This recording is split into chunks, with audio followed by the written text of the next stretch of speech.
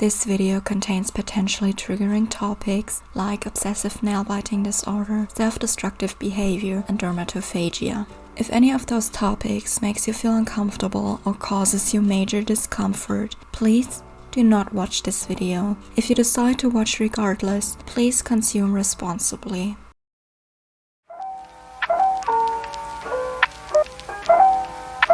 Hey guys, welcome back to my channel.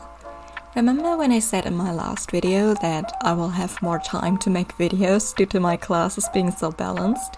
Well, never mind. My classes are still very balanced, but due to the amount of tests and exams I will have to write, I'm taking a lot of more breaks at the moment, so I won't fall into burnout like last year again. But my fall holidays just started and I am literally starting to write the script right after coming home from my chemistry class, and I'm planning to take this weekend for making this video you're watching now. Kinda off topic, but my best friend and I will get our helixes pierced next week, and I am so excited because I wanted to get a piercing since I was legally allowed to, but couldn't because of COVID obviously, and now I finally planned everything out and I'm just so excited to be able to share this experience with a person that is very important to me.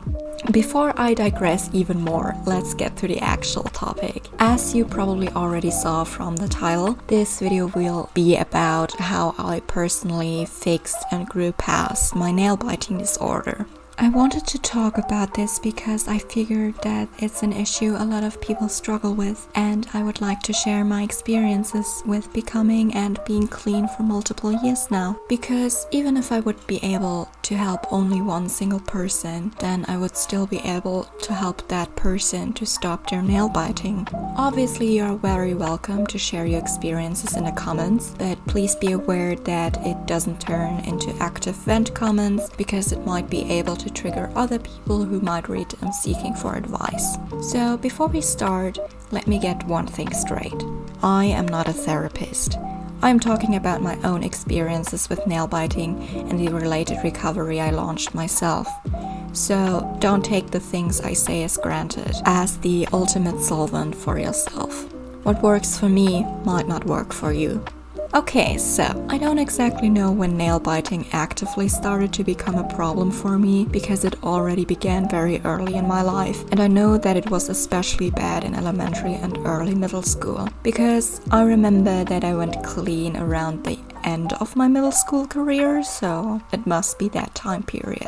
I know that I'm clean for around 4 or 5 years now, but I still have a vivid memory of how the time of getting there was for me. For me, the major issue was that I used nail biting not only as a form to self-soothe, but I also used it as a form of self-harm the more I thought about it. I was never the person who harmed visibly, and I think that made it even more dangerous. For me, nail biting wasn't only nail biting, like gnawing on your nails. Editing me here, this part will be kinda gross and triggering because I will describe what I did exactly, so please look into the timestamps if you want to skip that, like I'm describing graphically what I did to my nails. I would purposefully damage my nails so I would be able to rip the tiniest regrowth off, or I would inflict those tiny wounds onto me where there is this little skin flake that runs down your finger and hurts like hell. And once I even caused, it was relatively small but still, but I was able to rip out a piece of flesh with this, and that was extremely distressing. I just had a lot of issues with causing myself to bleed from my hands. It's very upsetting to think about again actually, so I won't go into further detail, but I can say that I did a lot of more gross shit, like any stuff that is dermatophagia related. I would bite and result in eating my skin, and yeah, it's just, you can imagine what that meant for my poor hands. I still struggle with dermatophagia to this day actually, but I rarely ever act on it. The urges are still there, but I grew strong enough to resist and cope healthily. Because after all, any body-related OCD is a form of addiction, and addictions are hard to overcome. But let's stop talking about what I did to hurt myself and actually focus on how I stopped. Because this is what we all are here for. The time where I started to recover from nail biting was also the time where I took drawing more serious and drew way more often than before. And my aching and hurt hands didn't like that. Because, let's be real, no matter how often your family or your friends tell you that they're worried about you, you and your nail biting disorder don't care. Because that little guilt you're feeling is not enough to make a disorder go away. At least it was like that for me. The reason to stop has to be rooting from yourself. You have to want to stop it. What also really caused me to push through is the gothic subculture actually. As some of you already know, I am really into dark alternative subcultures, and especially the goth subculture with its music, mindset and fashion. I always saw those gorgeous goths with their long nails, and I wanted to have those too. Because I knew I technically could let them grow out that long. My nails are strong and hard enough that they wouldn't break that easily, and I could achieve the same looks with natural nails, as nail biting had shown me. Of course, you don't have to let your nails grow that long at all to recover, but we at least want to have non-hurting hands again. So my recovery journey began, because of my art and for fashion, I guess. Jokes aside, no matter how tiny, impractical or superficial your reason to stop is, it is still a reason to stop an unhealthy behavior. If it's because you want the pain in your hands to stop, or because having at least a tiny bit of nail is making your scratching experiences more pleasant. As long as you feel like it's a reason to stop biting on your nails, it should be valid enough. For recovering, I mainly used nail polish and those finger band-aids that you fold over and that are a pain to get off. The nail polish helped me to recognize when I was subconsciously biting again, because the polish would flake off first and stick to my lips and annoy me before I could do actual damage to my hands. I know for some people nail polish just encourages nail biting. It helped for me, so I guess that if you're unsure about it, it is worth a try. I mean, you don't have to wear colored nail polish, it can also just be clear varnish. The second technique I used is those band-aids I just mentioned. Those that I was using were so hard to get off that whenever I caused myself to bleed again, I would put that finger in one of those band-aids and force myself to heal it up completely.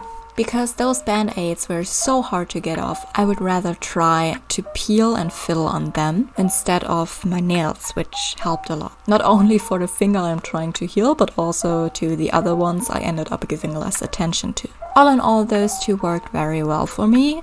I know there are also some liquids you can apply onto your nails that are bitter in taste or sour. I don't know, I think there are different ones. I never tried those obviously, but I know they exist. But the wish to recover really has to come from and within yourself. Some people may not be ready to recover yet, and that's okay. Recovery takes a lot of strength, and not everyone can bring that strength up immediately. I mean, the best and easiest way of recovering is seeing and consulting a therapist, but having access to that easy way is still a massive privilege in our current society.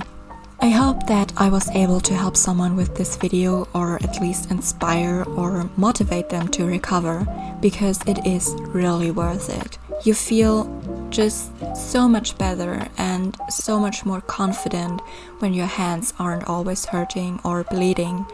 I myself am so happy to be recovered and have little to no permanent damage from it on my hands. Of course, I do have some scars, but they are very unnoticeable if you don't know about them. I will display some pics of my hands on screen. Usually I keep my nails longer, but I recently cut them because my left middle fingernail broke when closing my mom's car door, like a month ago, and it looked hideous. And first I tried to keep it like that, but it was just too bad. So I just decided to shorten them. But that's it for this video. Don't forget to like, subscribe and activate the bell so you get notified when I post, because I don't know when I will do so next. I am planning a collab with a very cool and fresh person. I might do a video on my piercing experience next week, but we will see. If I feel like it, then I will do it, and if I don't, then I don't. So, stay safe and stay hydrated.